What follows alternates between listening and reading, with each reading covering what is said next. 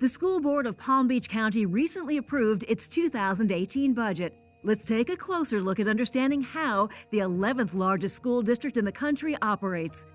On September 6, 2017, a $2.9 billion budget was passed, and although that sounds like a lot of money, it's best to place that large amount of money in the context of gains and losses. Let's take a closer look at where that money goes. Do you recall this past June when politicians celebrated approving record funding levels for education when they passed House Bill 7069? Governor Rick Scott praised the bill and was quoted in the Palm Beach Post in June as saying, "I think it is going to help all of our students." The Orlando Sentinel quoted him that same day saying, "This is going to be great." The Tampa Bay Times quoted the governor as saying that House Bill 7069 paves the way for every Florida student to have a world-class education. The bill signaled an attempt to provide an additional $100 of funding per child throughout the state. An extra $100 per child should really add up, right? Truth is, House Bill 7069 was a bad backroom bill. The 274-page bill was drafted only 3 days before the end of an extended legislative session with no opportunity for public opinion and no chance for amendments. Charter schools are the beneficiary of a bill that requires public school funding to be redirected to them with absolutely no recourse or oversight in regards to how that money is spent. And we're not just talking about a few dollars. Over the next 10 years, this is going to cost the school district an estimated $230 million to simply fund privately financed schools. And although Governor Scott stated that House Bill 7069 is going to be great, the truth is that extra $100 per student throughout the state is actually $852 short of where funding needs to be to get to pre-recession level spending, factoring in rising costs and inflation.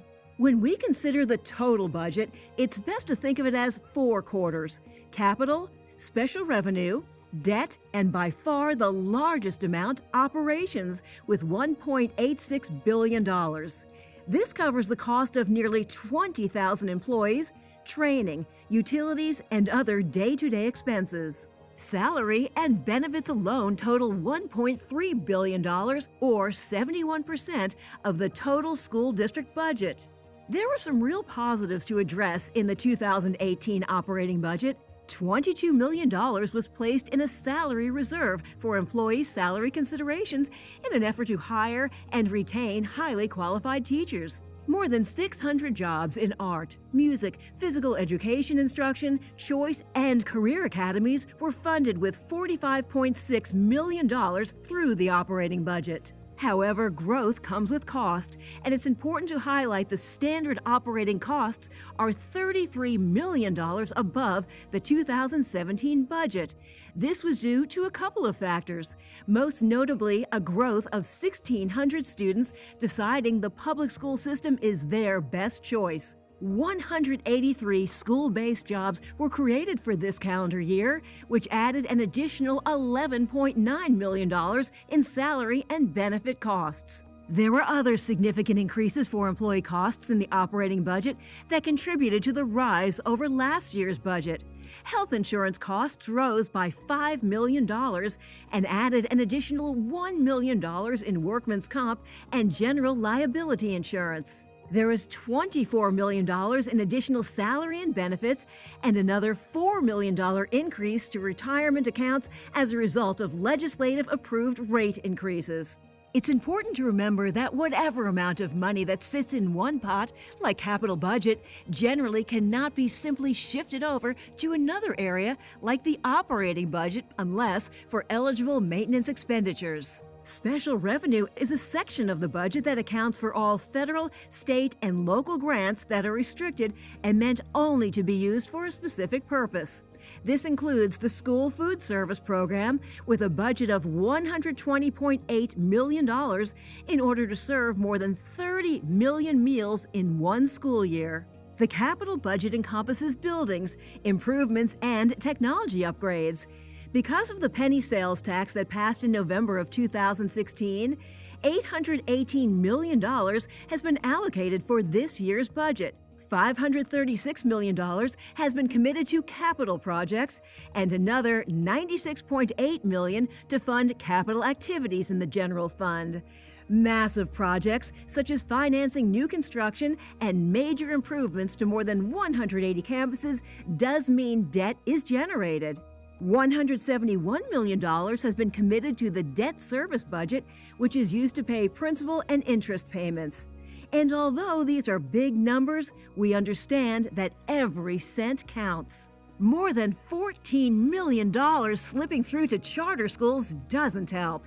Student growth in the district will often translate into overcrowding and the need for new construction, and will require $298.5 million from the capital budget. The half penny that the district receives from the penny sales tax has already been a tremendous help. The school district is able to use half of the $2.7 billion raised over the next 10 years for critical improvements to infrastructure, new construction, and technology upgrades. Progress was notable this past summer, where new roofs were added to Carver and Lantana middle schools, as well as K.E. Cunningham Canal Point and West Riviera Elementary. New paving was completed at Bear Lakes Middle and Del Prado, New Horizons, and Wellington Landings Middle School. Weatherproofing was completed at Palm Beach Lakes High School, Eagles Landing Middle School, Cypress Trails, and Lighthouse Elementary Schools. To find out what's planned for your school as a result of simply increasing the sales tax from 6 to 7 cents, just go to palmbeachschools.org/referendum 2016. Type in your school's name and see what improvements are being made here in the 11th largest school district in the country.